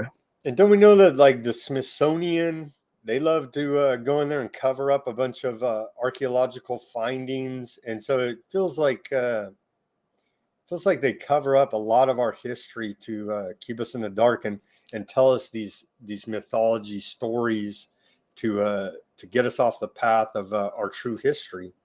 Absolutely. They're the ones that are supposedly responsible for hiding any evidence of giants. And that's not that hard to prove because we have the giant battle axes, we have the big femur bones, we have the full skeletons that we found. There's all kinds of accounts of giant red-haired guys that had double rows of teeth. It had, like I said, red hair seems to be very common amongst these giants. You even find them in China and the Grand Canyon. So we know there probably is some type of cover up. I mean, we even have giants nowadays. Like most of them become pro wrestlers, like the Big Show, Andre the Giant, or in the kickboxing world, you have Hangman Choi. You have people that are just insanely large. Like if you watch the NBA, no, I was watching the Portland Trailblazers last night. I was thinking to myself, if there's any residual giant genes, it's got a lot of 7 foot tall guys running around in the NBA right now. Those are giants, yeah. Yeah, so giants, I mean, that's so provable. And the fact that they try to, erase such a thing from our history, it's just, I think there is some truth to the whole Great Awakening thing that's associated with the ride in the QAnon world. I used to really poo-poo the whole idea, but then I really started to think about it. And I started to think about, things, the good that came out of it, the good that came out of Donald Trump and the QAnon and stuff like that. I think there really is a great awakening going on. I think there is. I think that things aren't that black and white, that the demons and the evil are not totally in control of things, that there are good guys, that there probably are some few good guys in the cabal that might actually be helping us out. How do we really know, right? It's got to be, there's got to be just as much good as there is evil, even if evil kind of has advantage right now. We can't. A lot of stuff comes out, a lot of stuff comes out, and you wonder where does this stuff come out that actually proves to be true? We can prove that. Like we just saw the Pfizer data come out. We know that these doctors filed the Freedom of Information Act to get the Pfizer clinical trial vaccine data, and that information came out. And so there are good people working to expose the evil that's going on in this world. So we can't have, like you say, we can't have that totally end of days view, because there is a lot of good things coming out, and a lot of the evil that the cabal does continues to be exposed. Yeah, that's exactly where I'm at right now. You don't want to get into those minds. The Blaze, right? Did you see that report? The Blaze of all people, Glenn Beck, right? One of his reporters filed freedom of information request, and we see that the federal government funded all these mainstream corporate media outlets to push propaganda to take your vaccine now. $1 billion in funding, right? And so that all came out, and so that totally discredits the whole program in my eyes, and that's totally verifiable. Yeah, and how do you think I feel losing my job just right That's after horrible, the man. information came out? How are you doing after that, by the way? That's horrible that you had to suffer that experience. And were they bullying you? Were they harassing you? How did it all go down? Because I know a lot of people, like I was telling you, they're great social worker, and I know a lot of people in the medical field that have suffered persecution and violation of their human rights over this fake vaccine, gene therapy, whatever you want to call it. It's not. It's definitely not curing COVID now. Yeah, it has some kind of occult effect. It was I don't know if you've seen it, but there's a meme going around. There's a guy that lived in the past. His name was Rudolf Steiner, and he was from the Madame Blavatsky sort of lineage of thought. He was a member of the Theosophical Society, but his stuff was way different than Madame Blavatsky. Yet she still respected him because she felt like he was onto something, even though what he was talking about didn't match up perfectly with hers. But he said in the future, they're going to come out with a vaccine that's basically designed to suppress our spirituality. Basically, it lowers our vibration. These aren't his words exactly, but it has an effect on the human aura. So it's like pumping toxins or pollution into the sea. That's basically what you're doing. A lot of these vaccines have metals in them. Well, gold is a very pure form of metal. It's the best conductor of electricity. Copper can conduct electricity too, but not quite as well. So what happens when you start putting these weird metals into your bloodstream that They got don't— mercury, aluminum, and then reports of graphene oxide. Yeah, that's really scary. Or in just the fact that they use fetuses to develop them puts me Aborted at— fetal cells. Yeah, we saw the whistleblower that came out. Project Veritas had the whistleblower from Pfizer saying verifying that is the case, and we know that they use that same aborted fetal cell line for all the other vaccines before the COVID vaccine. Yeah, exactly. Like, oh my God, talk about vampirism and the occult and exactly everything that I've been talking about for the past hour. It's all the same thing. I mean, why are they trying to push this cloned fetal tissue under our skin? I know that they don't all have that in it, but they at least use it in the development.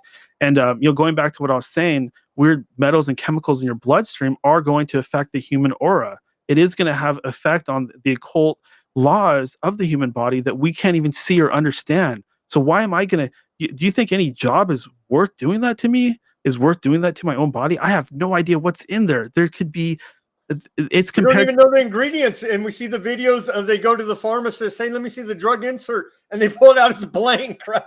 Yeah, my buddy V pointed something out, and if you could ever get this guy on your show, I highly recommend it. He's located in Europe. He's like a massive freedom fighter, but he told me it was a mutagen. And I said, "Well, do you think this is the mark of the beast?" And he said, "Yes, because they're actually trying to put animal DNA inside of us. The RNA technology, they have done studies where they found out that RNA can affect DNA. So It it came does out, it actually— alters your DNA in a study that came out a couple of weeks ago in your liver, right? I mean, it's just amazing. yeah, We're in a giant experiment clinical trial till what, next year, I think, and no informed consent. That's a violation of the Nuremberg Code. It's a crime against humanity, but yet they want to coerce you through threat of taking away your means of earning a living now. And so it's just totally criminal that any company, which we saw what the federal Biden put the mandate, any company with 100 or more employees has to take this. They lost in federal court, but I guess companies are free to do what they want. And so the company you were working with mandated it and will not back off of that mandate. Now it's truly incredible. You got to say that's an evil company, right? yeah. And for all I know, that a couple months from now, they're going to completely drop the whole thing. Are they going to call me back and ask me to come back? I highly doubt it. I'm going to be doing something completely different at that point. So, this is the first time in my life where I've really stood my ground and stood up for what I believe in. And even though my life feels like hell right now, I've probably never been so miserable and so worried about paying my rent and all of that stuff. If anybody would be so kind as to help me out, go to endofdaysradio.com and click on the donate. I'd really appreciate anything at all that you could donate. But I'll it's put the probably link. I'll put the link in the description below this video. Yeah, go help a brother out over there. He's fighting the good fight. He didn't take the mark, and he stood up and they fired him over it. I mean, and it's all come out that, especially after the Pfizer data. I mean, that's damning. What was it? It's like 1,200 plus dead out of 4,200 or 42,000, like almost 3% death rate. And what is it? 9 pages of adverse reactions. And you could go online and just see test them and go to VAR's report, for crying out loud. There's over 1 million reports of adverse reactions. It drops let me look that up actually. Now we're talking about the vaccine that you can't talk about, that you get censored everywhere, right? yeah. Openbars.com, great resource for the data. It drops every Friday. They collate the data and put it in these in what do they call it, the red charts. And we're up to 25,000 deaths now in VAR's reporting system. For something that was never deadly to begin with, that had like a 1% mortality rate, and they're telling me that I'm putting people in danger when there's such a super low mortality rate. I've gotten in arguments with some of these lib trolls, and they can't ever seem to think of any rebuttal to that one. The fact that it just wasn't very dangerous to begin with. Yeah, it was like what 0.03% or something, and it's only affecting people that are obese and with these other comorbidities, pre-existing health Yeah. conditions. and the elderly. And so you're obviously not in that category unless you have diabetes, pre-existing condition. So there'd be no reason for you to be even afraid of it. You would get a bad flu and get over it. Yeah, exactly. You'll get into prophecy a little bit. I personally do not believe that this is the mark of the beast. I'll tell you why. The mark of the beast is supposed to be something that's introduced by the Antichrist, which means the Antichrist has to be present on the earth. We're probably going to know who he is at that point, or we're going to have a strong suspicion that this young, powerful guy rose to power a little bit too quickly and is in control of these areas of the Middle East and Europe, et cetera, et cetera. And the whole world will worship him, right? Yeah, he's known in the Arab or the Muslim world as the Dajjal, the one-eyed Dajjal. Again, we get that Illuminati symbolism going on. Definitely something to look into. But by that point, the third temple is supposed to be built in Israel. So that tells us a few things. That tells us that this is not tribulation yet. It also tells us that we are very close to entering into tribulation because the way is being paved for the third temple to be built. They're bringing in Jewish people into the temple, much to the chagrin of the Muslims, and we're seeing the seeds being built of that third temple finally being built. And once that happens, then we're going to know for sure that it's end times. But a lot of what you see being passed around is in fact disinformation or propaganda. They are playing that game I mentioned earlier where they say, hey, it's Revelations, it's end times, and then they take it away. And what happens? A lot of us actually lose our faith entirely because we didn't get what we were promised. So delay that expectation and make yourself knowledgeable and knowing of the signs. That way, these people cannot manipulate you. And it's not to say that you have to be a Christian or you have to believe in Christ or God or anything like that, but just be spiritual at least and be discerning and be in the know about who these people are, or at least try to come up with some rough idea as I have. I'm not going to pretend like I have all the answers. Oh, I lost you, Sam. I can't hear you. Did you mute? Yeah, I muted my mic. Yeah, I was just saying, I'm a Christian, so I call on everybody to repent and ask Jesus Christ to be their personal Lord and Savior. But like you say, that's the beauty of America, freedom of religion. You're free to worship any God that you choose. But like you say, I think these discussions help to spark that intellectual curiosity in people's mind to go down those rabbit holes, to question everything, every crazy thing that we're saying on the show, because we talked about a lot of crazy stuff on the show, and don't get demoralized by, like you're saying, they pulled the rug back, right? And they're easing up on the biomedical police state for right now. But is the mark of the beast this the social credit score where they put your travel, your medical information, and your ability to buy and sell, right? That's going to be the mark of the beast. You take it, or you can't buy and sell in the beast system. Now, yeah, we're not there yet, but it feels like preparation to bring us into that system.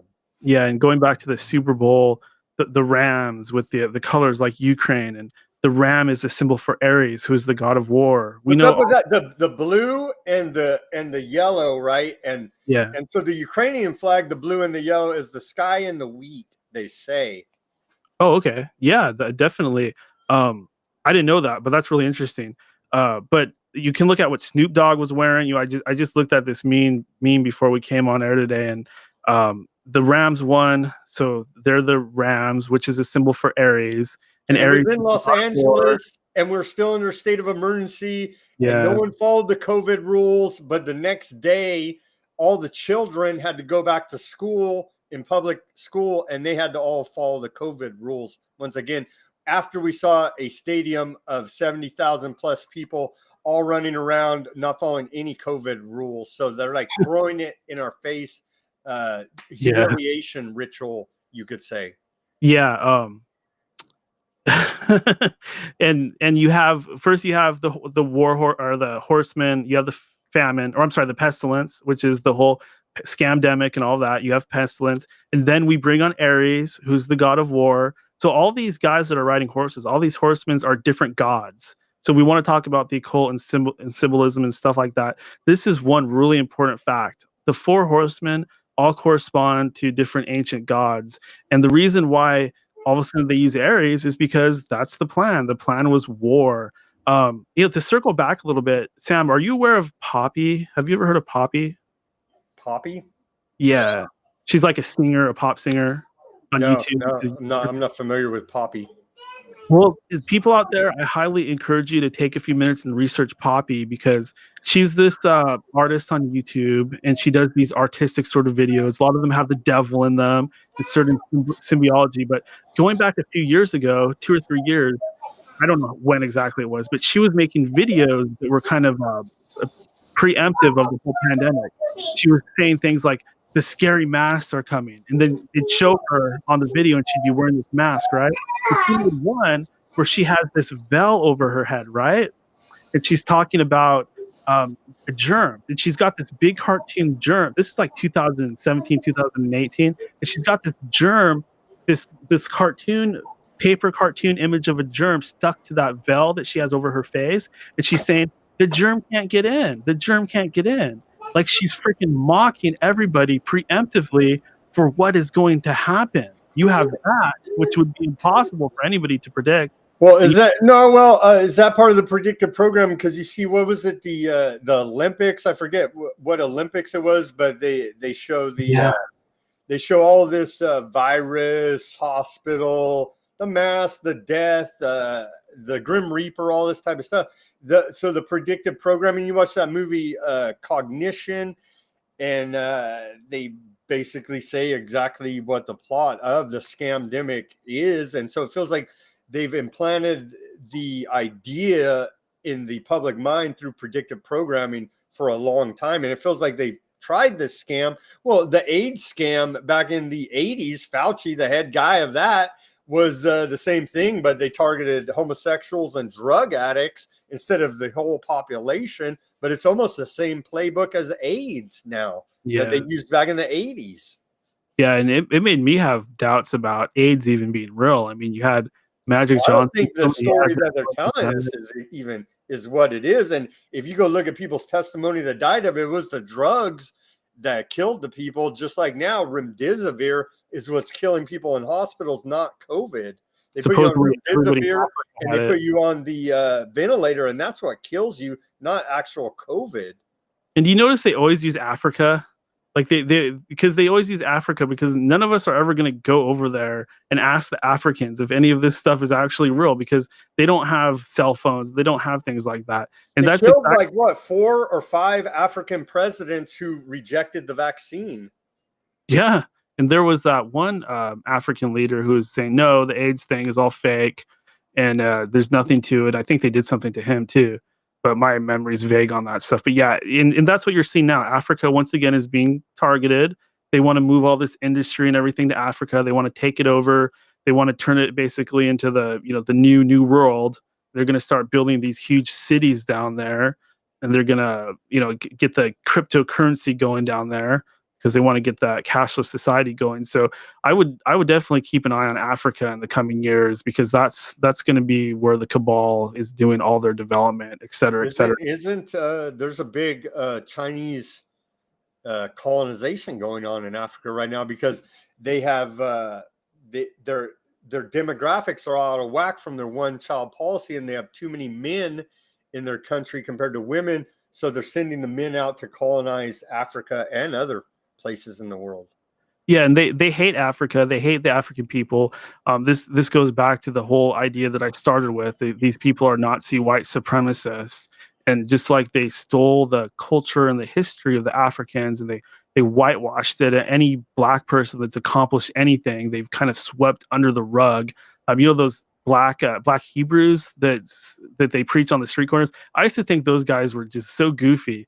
But I actually looked into the stuff that they're saying, and it's all 100% real. There is a very active psyop going on to target Africans and African Americans and really anybody with a lot of melanin in their skin. Yeah, it seems like what is it? The Great Society, right, from LBJ, where they said destroy the family, get them on welfare. And we see that. And then, of course, the rap music was weaponized. Gangs. The CIA imported the cocaine into the black neighborhoods. Yeah, we got to go back to Noah again, because one of Noah's sons was Ham, and then Ham, hopefully I'm getting this right, Ham had sons. Um, Canaan was his grandson, and the Kemites actually descend from Ham. So Egypt was originally called Chem, which means black. They say that it means the black soil in Egypt, but that's so stupid. Of course, it meant black people. So the Kemites, or the Egyptians, had a tremendously extravagant culture, and they were black. They weren't Middle East. Some of them were Middle Eastern, but they were black, and so were the Cushites from the land of Cush. So these people were all black, and the Cushites. Speaking of Rome, the Cushites were powerful people, and they kicked Rome's ass in every encounter. Rome did not stand a chance against these people. This is how ferocious they were. This is how good their tactics and strategies and their technologies were. Rome couldn't even mess with them. They were freaking afraid of them, and they kicked their asses. And we don't ever hear about any of that stuff, because any sort of high black civilization, whether that be the Cushites or the Moors or anything like that, it's completely whitewashed, completely swept under the rug. And people are going to say, Daniel, race isn't important. But I'm not the one that's making it a big deal. These elites are the ones making it a big deal. They're trying to keep their Rh negative blood pure, wherever that stuff comes from or whatever it is. These are the same people that the Khazars. This is pretty much them. The false Jews, the people that Putin is talking about today, right? He keeps saying that there's Nazis, and he's going after the Nazis, and people are saying that's ridiculous, Putin. There's no Nazis. He's invading Ukraine for the denazification of Ukraine. Yeah, but the weird thing is, though, these things that he's saying, it kind of falls in line with my. If you see the Azov battalion, that one group that's attacking Donetsk, however you say it, and the other province, they are Nazis. I mean, they have the Nazi symbolism. Everybody could go. They have the black sun, right? And they have the other weird looking Nazi symbol, and so they claim to be Nazis. Yeah, and with demons are chaos entities. So basically, demons are all about chaos, and if you mess with these things, they will bring chaos into your life. And basically, what the Nazis did was they took the ancient symbol of the swastika, which can be unwound and turned into a Seal of Solomon or a Star of David.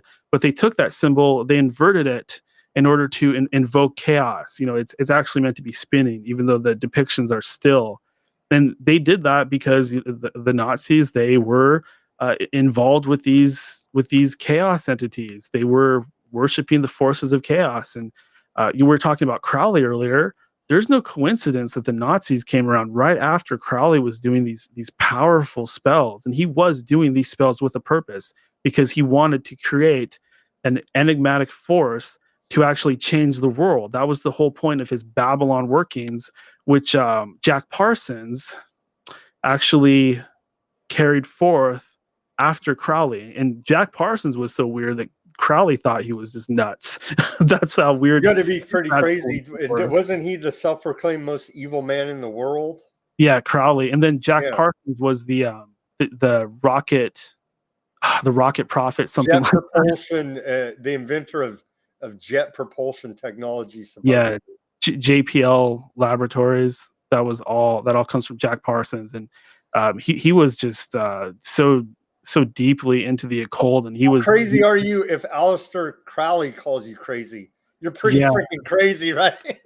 Well, they're using Enochian magic, and Enochian magic is said to be really one of the most dangerous types. You have to pretty much learn an entire angelic language in order to even be able to do anything with it. So it takes a lot of years of study and a lot of understanding and development of the mind and the body's paranormal faculty. So you can't just learn this stuff and apply it. You actually have to train your mind and body to be able to do these things. Basically, it's a little bit hard to explain, but your body and your mind have to actually become more magical. They're truly committed to their dark occultist religious practices. Yes.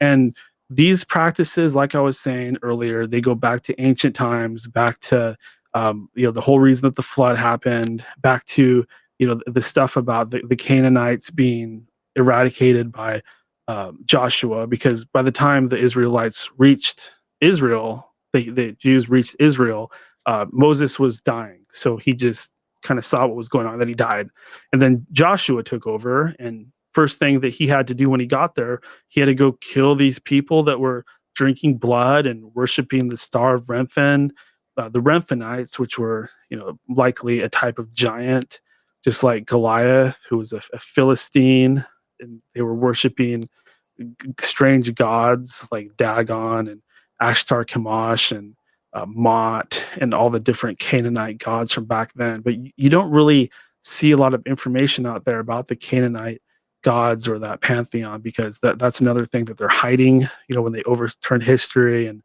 gave us the religion that they gave us. Like I'm a Christian, I'm a biblical believer, but I also believe that the Bible itself was self-contained and edited by the Council of Nicaea and the Holy Roman Empire that preceded. We know where they're lying about things, because supposedly, Constantine gave all the power to the church, and there's a part in the Bible where it says, give unto Caesar what belongs to him, because his face is on it. Like, I really doubt Romans 13, right? That's the famous one they always say, to trust the government, right?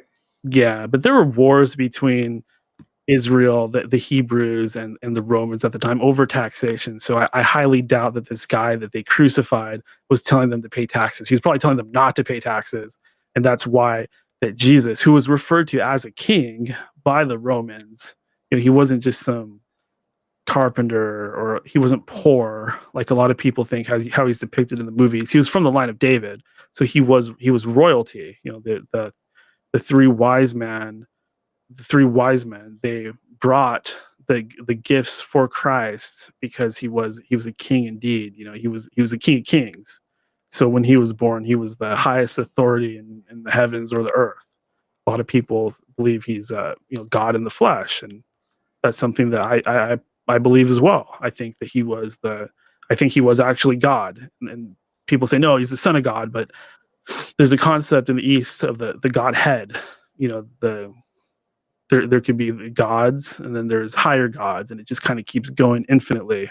That's sort of the idea of the Godhead, and that's something that David Icke talks about as well. And one of the reasons why I enjoy his work, he's a lot of people think, like I was accusing Alex Jones of being, they think that David Icke is like a shill or an agent or something like that, which he very well might be. I don't really know, but I can say that him and his son, I forget what his name is, but Gareth, tremendously nice individuals, like just really stand up people. I would have a hard time believing that they're part of anything evil, but it remains to be seen. It does remain to be seen, but I would say all their work has woken up a lot of people. I think the first David Icke book I read was Robots Rebellion, and this is back, like, I want to say 2005, 2006, and he was talking about stuff that you wouldn't get this information anywhere else except Yeah. for his books. And then I went down, I remember going to the library, and coincidentally enough, my public library had David Icke books there. They had other ones, and I checked them out and started reading. The next one was Robots Rebellion, I think Children of the Matrix. But yeah, that's another one, and you start reading, and it gets you thinking, and you want to go down rabbit holes. This stuff's so far out and crazy. Let me go check and do some more research about it. And that's what got me started on my journey of, I guess you could say, enlightenment and trying to find what's really going on in this world. Yeah, and he has his piece, let me tell you, but it goes even deeper than that. As crazy as it sounds, even David Icke just has his own kind of linear slice of the bigger picture. And one of my favorite parts of his work is the stuff with Credo Mutwa, the Sulu shaman. Yeah. He talks about reptilians and stuff like that. It's like, how would he know this stuff? It just all falls in line with everything else.